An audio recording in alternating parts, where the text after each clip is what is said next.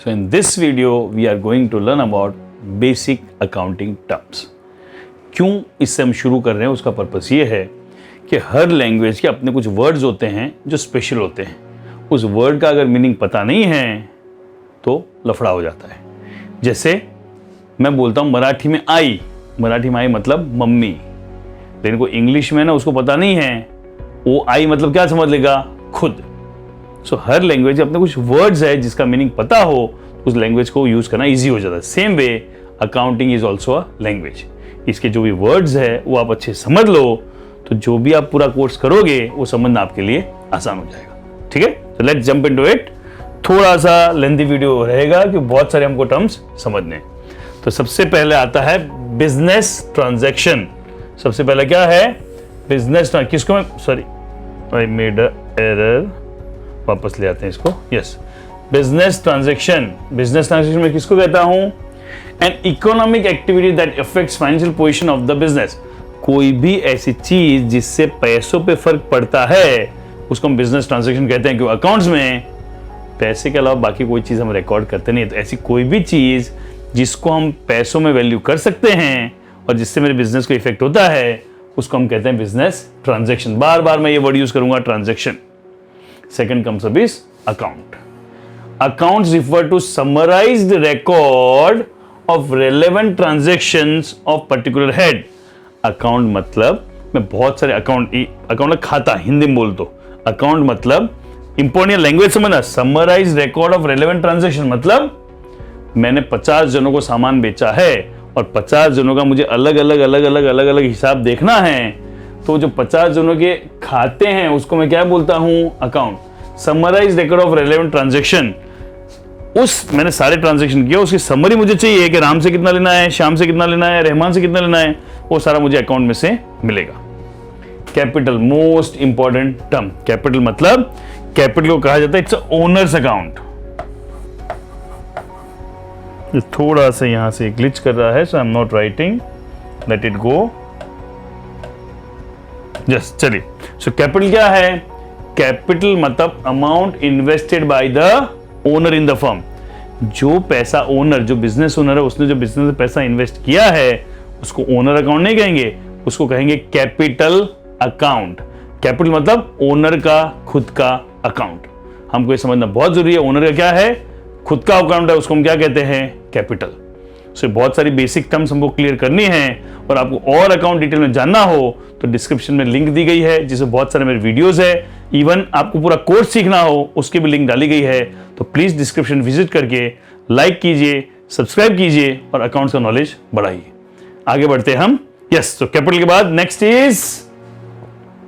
Next हम term समझेंगे वो है ड्रॉइंग. कैपिटल का उल्टा. ओनर जब कुछ लेके आता है तो उसको कहते हैं कैपिटल, और ओनर जब कुछ लेके जाता है बिजनेस से पर्सनल यूज के लिए उसको क्या कहते हैं, ड्राइंग्स. ये ड्राइंग वो चित्रकारी नहीं है, पेंटिंग नहीं है. ये इसलिए मैं बोला था ये टर्म सीखनी जरूरी है. व्हेन ओनर ब्रिंग्स मनी और money is worth in the business, capital. और ओनर जब पैसे विड्रॉ करके ले जाता है उसको हम क्या कहते हैं, ड्राइंग्स. Got that. नेक्स्ट है अपना असेट. एसेट की जो डेफिनेशन समझना, assets are valuable and economic resource of an enterprise useful for its operation. Business चलाने के लिए जो भी वैल्यूएबल चीजें हैं उसको हम क्या कहते हैं, एसेट्स. तो नॉर्मल अगर देखो तो हमारी मिल्कियत, नॉर्मल टर्म में एसेट खत्म हो गई, बट अकाउंटिंग टर्म में अलग अलग एसेट्स के कैटेगराइज्ड है. सबसे पहली आती है करंट एसेट. करंट मतलब झटका नहीं लगता है. करंट एसेट में ये जो बुकिश डेफिनेशन दे रहा हूं, ये आप क्या बोलते हैं, इसकी पीपीटी भी पूरी डिस्क्रिप्शन में पीपीटी भी आपके साथ यहाँ पे डाली गई है कोर्स के अंदर. बट यहाँ पे समझना ये है कि है क्या. सो मैं ये बुकिश डेफिनेशन दे रहा हूँ, रियल लाइफ डेफिनेशन दे रहा हूँ, because this is the course for everyone.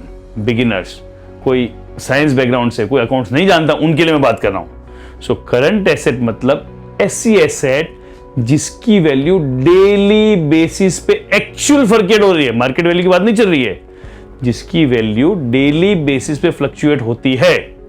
For example cash, सुबह अलग शाम अलग. डेटर्स टर्म नहीं पता, डेटर्स मतलब मुझे जिनसे पैसा लेना है, सुबह अलग शाम अलग. बराबर है। स्टॉक सुबह अलग शाम अलग। तो ऐसी एसेट जो एसेट है मेरी मिल्कियत है, बट जो सुबह शाम फ्लक्चुएट होती रहती है, वो आती है जाती है, फिक्स नहीं रहती है। इट्स करंट, वो लाइव है, करंट रहती है, इसलिए उसको क्या कहते हैं? Current asset. नेक्स्ट पार्ट आता है non current asset. Non current asset को दूसरा एक वर्ड यूज किया आजकल, नॉन करंट एसेट बहुत पॉपुलर है उसको आजकल, बट फॉर्मली इसको कहा जाता है फिक्स्ड एसेट। ऐसी एसेट जिसकी वैल्यू, मार्केट वैल्यू की बात नहीं कर रहा हूं, जिसकी actual value over a period तक फिक्स रहती है, उसको हम बोलते हैं नॉन करंट एसेट, या जिसको बोलते हैं फिक्स्ड एसेट। मतलब बिल्डिंग है, मशीन, बिल्डिंग 5 करोड़ में खरीदी, मेरे लिए तो रोज उसकी वैल्यू मार्केट वैल्यू बात नहीं कर रहा हूं, वो रोज वो बिल्डिंग रोज घटती बढ़ती है, कैश सुबह 1 लाख है, शाम को वो करंट हो गया, बट बिल्डिंग, मशीनरी, फर्नीचर, ये सारी फिक्स्ड एसेट है, जिसको कहते हैं non current asset. Non current asset is further divide into 2 parts. First is tangible asset, intangible. Tangible मतलब जिसको टच फील कर सकते हैं उसको टेंजिबल कहते हैं। Building, machinery, computers, tab, mobile, मेरा चश्मा, everything is a tangible asset. और दूसरा होता है इनटेंजिबल एसेट। इनटेंजिबल एसेट मतलब वो भी एसेट है, बट जिसको हम टच फील नहीं कर सकते। गुडविल, मेरी गुडविल है मार्केट में, बट वैल्यू दिखती नहीं है, टच फील नहीं कर सकता। कॉपीराइट, पेटेंट, जो बुक्स लिखते हैं उनको कॉपीराइट होते हैं, जिसकी वैल्यू है, वो कॉपीराइट बेच के पैसे ले सकते हैं। फ्रेंचाइजी फीस, ये सारी एसेट्स है, क्योंकि इनको बेच के मुझे पैसा मिलता है, लेकिन these are intangible assets. Got that? So I hope assets वाला पार्ट क्लियर है। आगे बढ़ते हैं। Next, liabilities. एसेट का उल्टा लायबिलिटी। एसेट मतलब या तो मुझे किसी से पैसे लेने हैं या जिसको बेच के पैसे खड़े हो सकते हैं। लायबिलिटी मतलब मुझे किसी को पैसे चुकाने हैं, पेएबल है।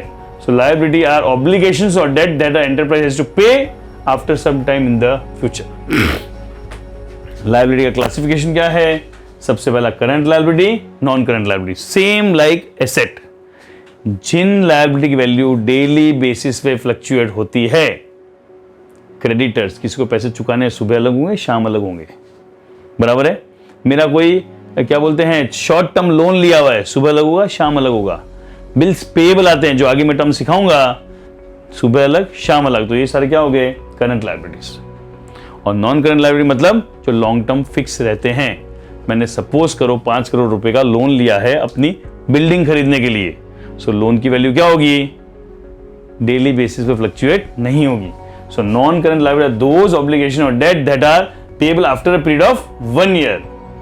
1 साल से लेट देना वो नॉन करंट है, 1 साल के अंदर पे करना उसको क्या बोलते हैं? Current liabilities. I hope you are very getting this terms very clear. Terms समझना, क्यों आगे जब मैं पूरा कोर्स कराऊंगा तो इन टर्म्स के बारे में बात करूंगा तो आपको जल्दी समझ में आएगा। Next is profit, gain, loss. हमको लगता है प्रॉफिट और गेन एक ही चीज है, नहीं। The excess of revenue over its related expense during the accounting period is known as profit. मैंने सामान बेचा, सामान खरीदा, उसमें सारे खर्चे किए, उसको बोलते हैं प्रॉफिट। जो आप लोग प्रॉफिट समझते हो वही है। But gain is a non recurring profit from an event और transaction include incident to the business such as sale of fixed asset, appropriation of its value is asset. मतलब प्रॉफिट किसको बोलता हूं? मैंने 100 रुपए का सामान लिया, 200 में बेचा, 100 रुपए बचे, उसमें से मेरे इलेक्ट्रिसिटी, रेंट, सैलरी सब खर्चे की, जो बच गया वो प्रॉफिट, जो देसी आप करते हो, नॉर्मल हम करते हैं। बट गेन किसको बोलता हूं? जो मेरा रूटीन बिजनेस नहीं है, बट कहीं से मुझे एडिशनल प्रॉफिट मिलता है। जैसे मेरी एसेट पुरानी हो गई, मैंने उसको प्रॉफिट में बेचा, प्रॉफिट। मेरे पास शेयर थे, मैंने बेचे, वो मेरा बिजनेस नहीं है, वो क्या हो गया? गेन। मतलब बिजनेस में से जो कमाया उसको बोलता हूं प्रॉफिट, बिजनेस के अलावा जहां कहीं से भी कमाया उसको मैं क्या बोलता हूं? गेन। और लॉस, आई होप ज्यादा इसके ऊपर बात नहीं करूंगा, दिल को दुखता है इसलिए लॉस की ज्यादा बात नहीं। पर उल्टा, अगर मेरी रेवेन्यू मेरे एक्सपेंस से कम है या मेरे खर्चे ज्यादा है, उसको क्या कहूंगा? Loss. Okay, we move on to the next term. Next term is goods. Goods किसको कहते हैं ये बहुत समझना जरूरी है। अकाउंट में बार बार ये वर्ड आएगा पूरे कोर्स के अंदर। जिस चीज के अंदर मैं डील करता हूं, मैं टिपिकली टर्म्स नहीं पढ़ रहा हूं, आपको समझना उस लैंग्वेज में समझा रहा हूं। तो जिस चीज के अंदर हम डील करते हैं वो मेरे लिए क्या है? गुड्स है। और बाकी सारी चीजें मेरे लिए क्या है? एसेट। मतलब अगर मैं इलेक्ट्रॉनिक डीलर हूं तो टीवी मेरे लिए गुड्स है, सामान है, माल है। फ्रिज मेरे लिए सामान है, माल है, गुड्स है। वॉशिंग मशीन सामान है, माल है, गुड्स है। लेकिन अगर मैं साड़ी डीलर हूं तो मेरे लिए साड़ी गुड्स है, टीवी मेरे लिए क्या हो जाएगा, एसेट। तो जिस चीज का मेरा बिजनेस है वो जो मैं खरीदता बेचता हूं उसको मैं बोलता हूं गुड्स। अकाउंटिंग में उसको क्या कहा जाता है, गुड्स। और फिर उसके अंदर आता है परचेज। परचेज सिंपल, ज्यादा इसके अंदर डिटेल नहीं जा रहा हूं।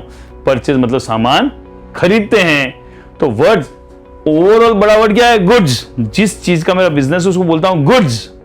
लेकिन जब खरीदूंगा तो उसको बोलूंगा परचेज, और जब बेचूंगा तब उसको बोलूंगा, सॉरी, जब खरीदूंगा तब बोलूंगा परचेज, बेचूंगा तब बोलूंगा सेल। ठीक है। नेक्स्ट इज, ये बहुत इंपॉर्टेंट है, one of the important concept you need to understand is revenue receipt, capital receipt. So what is revenue receipt? Day to day business में जो आप पैसे सामान बेचते हो और जो पैसे मिलते हैं उसको कहा जाता है revenue receipt. Day to day business में जो सामान बेच के मुझे जो पैसे मिलते हैं उसको मैं बोलता हूं रेवेन्यू रिसीट। लेकिन कुछ एक्सेप्शनल आइटम बेचता हूं, उसमें से जो मेरी इनकम या प्रॉफिट जनरेट होता है उसको बोलता हूं रेवेन्यू, सॉरी, कैपिटल रिसीट। मतलब मैंने 100 रुपए का सामान 200 रुपए में बेचा तो 200 रुपए मेरी रेवेन्यू रिसीट हुई। लेकिन मैंने मेरी मशीन बेची तो क्या हुई, कैपिटल रिसीट हुई। ये टेक्निकल टर्म्स आपको बोला ऐसा पहले भी तो बताया था, वो अलग पर्सपेक्टिव से बताया था, गेन और प्रॉफिट के पर्सपेक्टिव से बताया था। बट ये वर्ड्स यूज होते हैं। रेवेन्यू रिसीट मतलब मेरे डे टू डे बिजनेस से जो पैसा आया उसको रेवेन्यू रिसीट बोलता हूं। एक्सेप्शनल कहीं से पैसा है उसको क्या बोलता हूं, कैपिटल रिसीट। ठीक है। Next is expense. तो expense, cost incurred by business for earning revenue is known as expense. Simple है, कोई बड़ा रॉकेट साइंस नहीं है, बट इसमें भी डिवीजन है, revenue expenditure, capital expenditure. Very very very important difference. Revenue expenditure और कैपिटल एक्सपेंडिचर फर्क क्या है? जो day to day business run करने के लिए खर्चे करता हूं उसको मैं बोलता हूं revenue expenditure. Day to day business run करने के लिए खर्चे होते हैं उसको क्या बोलता हूं, revenue expenditure. Example, salary, electricity, rent, refreshment expense, day to day business के खर्चे हैं, उसको क्या बोलता हूं, रेवेन्यू एक्सपेंडिचर। और कैपिटल एक्सपेंडिचर किसको बोलता हूं, any expense incurred whose benefit you will get more than 1 year। ऐसा कोई खर्चा जिसका फायदा आपको 1 साल से ज्यादा के लिए मिलने वाला है उसको हम बोलते हैं capital expenditure. In short, these are my day to day expense and these are जो मैं एसेट खरीदता हूं, मैं मेरी मिल्कियत जो खरीदता हूं, क्या हो गया, कैपिटल एक्सपेंडिचर। मैंने मशीन खरीदी, उसका 1 साल, 2 साल, 3 साल, 4 साल, 5 साल तक फायदा मिलने वाला है। लेकिन मैंने सैलरी पे की, इस महीने की पे की, इसी महीने फायदा मिलने वाला है। So revenue expenditure day to day running business के लिए, कैपिटल एक्सपेंडिचर जो खर्च करने के बाद 1 साल से ज्यादा मुझे फायदा मिलता है उसको क्या बोलता हूं, कैपिटल एक्सपेंडिचर। और इसका तीसरा भाई बड़ा खतरनाक, वो समझना है, ये कईयों को पल्ले नहीं पड़ता, उसको बोलता हूं डिफर्ड रेवेन्यू एक्सपेंडिचर। ये क्या बोलते हैं, वो छक्का है, मेल होता है, फीमेल होता है, छक्का है, दोनों का वर्जन है। Don't get into that funny part, but basically revenue expenditure क्या है समझिए। डिफर्ड रेवेन्यू एक्सपेंडिचर क्या है, जो बेसिकली दिखता रेवेन्यू सा है बट जिसका फायदा मैं 1 साल से ज्यादा के लिए लेता हूं, तो उस रेवेन्यू को मैंने डिफर किया है, आगे तक ठेला है, तो उसको मैं कैपिटल एक्सपेंडिचर नहीं बोल सकता, उसको मैं बोलता हूं deferred revenue expenditure. Classic example है, मैंने जब मेरा बिजनेस शुरू किया, एक साथ 10 लाख रुपए का मार्केटिंग कैंपेन रन किया। So marketing, advertisement is the revenue expenditure, day to day running के लिए चाहिए, राइट। लेकिन मैंने जब 10 लाख रुपए खर्च किया तो ये सोच के किया कि एक बार में बड़ा खर्चा कर दूंगा तो इसका फायदा मुझे 3 साल तक मिलेगा, इसका फायदा मुझे 5 साल तक मिलेगा। तो फिर जो 10 लाख रुपए खर्चा किया है उसको प्रॉफिट लॉस अकाउंट में उसको 5 साल में डिवाइड करता हूं। पहले साल का खर्चा 2 लाख, दूसरे साल का खर्चा 2 लाख, तीसरे साल का खर्चा 2 लाख। मैंने एक्सपेंस को डिफर कर दिया, एक्सपेंस को आगे ठेल दिया। That is deferred revenue expenditure. I hope everybody is clear with this, very important. Revenue expenditure day to day running, capital expenditure जिसका फायदा 1 साल से ज्यादा के लिए मिलता है, डिफर्ड रेवेन्यू एक्सपेंडिचर जो बेसिकली रेवेन्यू एक्सपेंडिचर है जिसका फायदा हम 1 साल से ज्यादा के लिए लेते हैं। Next comes profit and gain, जो ऑलरेडी हम एक बार आगे डिस्कस कर चुके हैं, सो वापस को रिपीट नहीं कर रहा हूं। Next is discount. डिस्काउंट दो तरह के होते हैं, trade discount, cash discount. Important difference, trade discount को मैं बनाता हूं उल्लू बनाने का डिस्काउंट।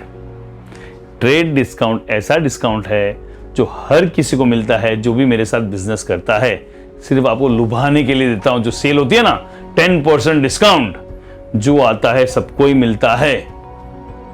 सो बेसिकली मैं प्राइस ओवर करके उसको लो करता हूं, इट्स अ ट्रेड डिस्काउंट। बोले करते क्यों हैं, लोग ये भाषा समझते हैं।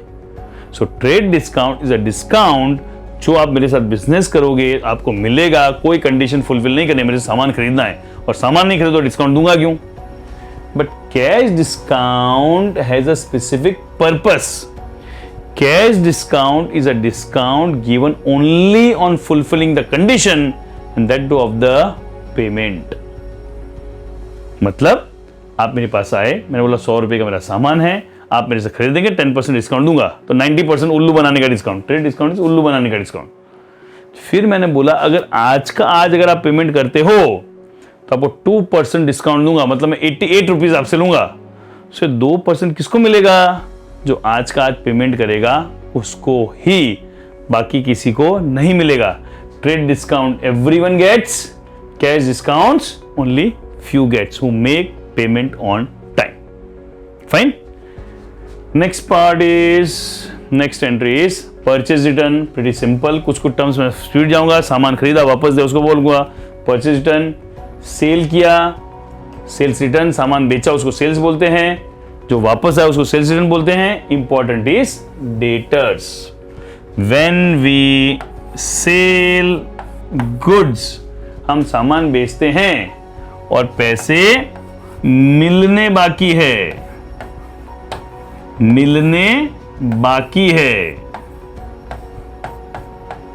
उसको हम क्या कहते हैं, डेटर्स। मैंने सामान बेचा और आपसे पैसे मिलने बाकी है, उसको B silent, it is not debtors, it is debtors. So किसी से मुझे पैसे लेने हैं, किस लिए, सामान बेचा और उससे पैसे लेने बाकी है, उसको हम कहते हैं डेटर्स। ये सारी टर्म्स आगे काम लगेगी। Next is creditors. डेटर्स का उल्टा, किसी से सामान खरीदा, दिस इज फॉर परचेज। किसी से सामान खरीदा और पैसे चुकाने बाकी है, उसको बोलते हैं creditors. Then two technical terms, bills receivable, bills payable. एक होता है चेक, एक होता है ड्राफ्ट, एक होता है बिल्स रिसीवेबल। बिल्स रिसीवेबल जिसको बोलते हैं, एक ऑन बॉन्ड पेपर लिख के प्रॉमिस करता हूं, मेरे पास कोई चेक नहीं, बॉन्ड पेपर लिख के प्रॉमिस करता हूं, I Naveen agree to pay you so and so amount on so and so date. और मेरी मार्केट में उतनी गुडविल है कि लेटर आप कहीं पे भी लेके जाओगे तो उतने पैसे आपको कोई भी वैलिडेट करके पैसे देगा, उसकी रिस्पेक्ट करेगा, उसको बोलते हैं बिल्स रिसीवेबल। और उसका उल्टा, आपके लिए बिल रिसीवेबल हुआ, मैंने किया तो मेरे लिए बिल पेएबल हो गया। So you need to understand this. Next is stock. मैंने सामान परचेज किया, उसमें से सामान सेल किया, जो बच गया दैट इज माय स्टॉक। ठीक है।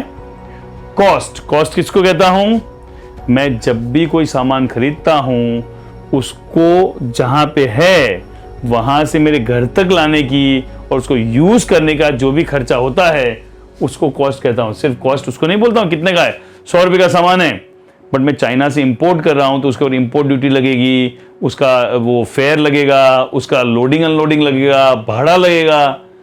उस चीज को मेरे घर तक लाने का जो भी खर्चा होगा वो सब कुछ कॉस्ट में ऐड होगा। And last and final term comes up is voucher. Voucher किसको बोलता हूं, हम जो पूरा अकाउंट सीखेंगे उसमें ट्रांजैक्शन दूंगा, 1 2 3 4 5 6 7 8 लिख के दूंगा। लेकिन अकाउंट जब आप अपने पापा को या अपने बिजनेस में लिखने बैठोगे तो क्या होगा, दैट बी वाउचर्स। परचेज का ट्रांजैक्शन नहीं होगा, परचेज का बिल होगा, सेल का बिल होगा, पेमेंट करोगे उसकी रिसीट होगी, बैंक में डिपॉजिट करोगे उसकी बैंक पेइंग स्लिप होगी। In short, voucher is a documentary evidence in support of the transaction. जो भी इवेंट बिजनेस में घटा है उसका डॉक्यूमेंट्री एविडेंस है। आप पापा को जाके बोलोगे या अपने बॉस को जाके बोलोगे, अपने बिजनेस बोलोगे, इनकम टैक्स डिपार्टमेंट को बोलोगे मेरे तो 4 लाख रुपए की सेल है, वो क्या बोलेंगे, बिल दिखाओ 4 लाख, वो चेक करेंगे। मैं 3 लाख रुपए परचेज, वो चेक करेंगे 3 लाख, तो वो documentary evidence to support the transaction is termed as voucher. थोड़ा सा पहला वीडियो लेंदी है, बट ये कुछ टर्म्स आपके दिमाग में रहे तो आपकी ये अकाउंट्स बहुत अच्छे से आप समझ पाओगे। Thank you so much for watching.